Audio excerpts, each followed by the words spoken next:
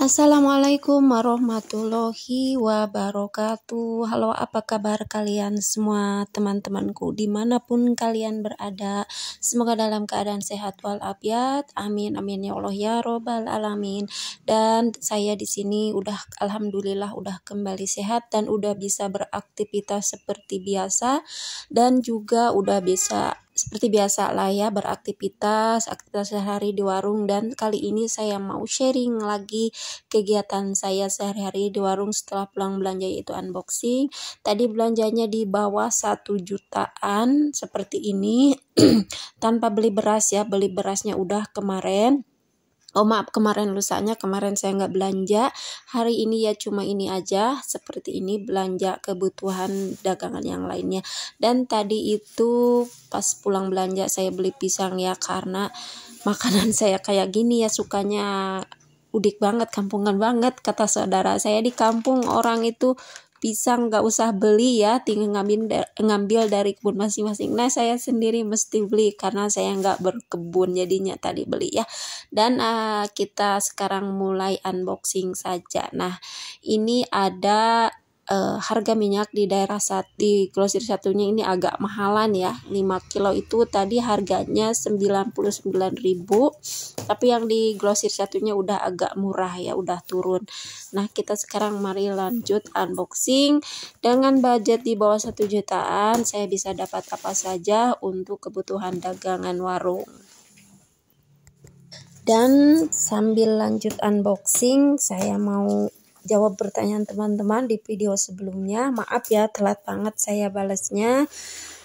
Di sana teman-teman bertanya, Bun, saya dulu juga ngewarung seperti Bunda, tapi akhirnya saya ngewarungnya berhenti gitu karena uang terlalu banyak di luar. Saya melihat Bunda juga katanya bisa ngasih kasbon, gimana caranya Bun supaya warung tetap berjalan lancar dan bisa ngasih ngutang ke orang atau ke tetangga gitu ya.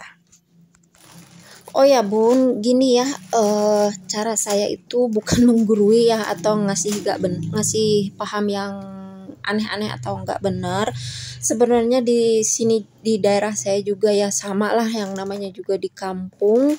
Kadang saya juga suka nggak enak hati kalau misalkan ada tetangga atau yang deket-deket dari rumah, deket-deket dari warung kita itu mau kasbon terus kita nggak ngasih. Kita itu perasaannya, saya gitu ya, perasaannya nggak enak banget ya. Dan saya itu ngasih ke tetangga, ngomong ya sebenarnya ke orang itu bisa kasbon tapi jangan terlalu lama dan jangan juga terlalu besar. Nah dan karena itu saya kasih batasan aja, misalkan untuk yang gajiannya bulanan gitu ya nggak boleh dari 100.000. Nah untuk yang mingguan juga gitu ya, nggak boleh terlalu besar dan nggak boleh terlalu lama. Nah aturan ini lumayan berfungsi ya, karena memang dulu juga seperti yang saya bilang di video sebelumnya, saya pernah hampir bangkrut karena uang terlalu banyak di luar karena yang ngutang juga ya. Nah dari itu saya gimana ya, bangkit kembali lah kalau misalkan bangkit. Nah dan alhamdulillah saya terapkan aturan itu, dan alhamdulillah sampai sekarang saya masih bisa berjualan, buka warung, alhamdulillah ya masih ada keuntungan. Dan saya terapkan aturan itu gitu ya, kalau ada orang yang mau ngutang itu boleh, tapi nggak boleh terlalu lama dan nggak boleh terlalu besar juga. Dan ada juga 3 macam barang yang di warung yang nggak bisa saya hutangkan ya, karena modalnya terlalu besar dan keuntungannya sedikit. Contohnya seperti beras, gas, dan juga pulsa, itu enggak saya kasbonkan.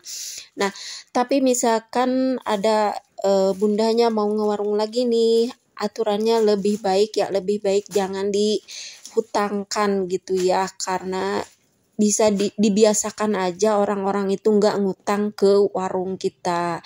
Tapi saya sendiri di sini saya ngasih ya dengan penjelasan aturannya seperti itu tadi gitu ya Bun.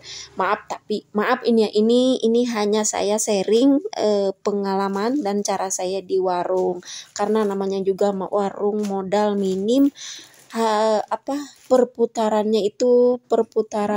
uang di warungnya itu sangat ditunggu-tunggu untuk berbelanja lagi, untuk jualan lagi, nyari keuntungan, apalagi kalau keuntungan dari warung itu kita pakai untuk kebutuhan sehari-hari. Nah, jadi susah juga ya Bun ya. Tapi cara saya itu ya begitulah. Ini bukan saya menggurui ya, tapi hanya sharing dan jawab pertanyaan dari bunda-bunda, dari teman-teman yang ada di video sebelumnya. Sebenarnya juga udah ada beberapa video yang ngebahas tentang ini, tapi dengan senang hati apapun pertanyaan kalian saya akan jawab ya, selama itu bukan kritikan yang pedas atau menjelek-jelekan atau yang komen-komennya yang positif aja lah ya, biar sama-sama bisa sharing, bisa nambah pengetahuan, berbagi pengalaman gitu ya. Dan terima kasih juga untuk teman-teman yang udah berkomentar di video saya. Juga untuk teman-teman yang buka usaha warung kecil-kecilan di rumah seperti ini, saya doakan semoga usaha kita selalu diberi kelancaran ya. Amin amin ya Allah ya robbal alamin. Nah, ini ada harga rokok yang naik ya. Berapa harga rokok ini di daerah kalian semua? Oh ya, untuk teman-teman yang udah mensupport channel saya dengan mengklik like, komen, dan subscribe-nya, saya ucapkan terima kasih sebanyak-banyaknya. Dan bila ada teman-teman yang ingin bertanya seputar usaha kecil-kecilan yang saya jalankan di rumah, silahkan aja tinggalkan di pertanyaannya di kolom komentar ya. Sebisa mungkin saya akan jawab pertanyaan kalian. Terima kasih, salam sukses untuk semuanya.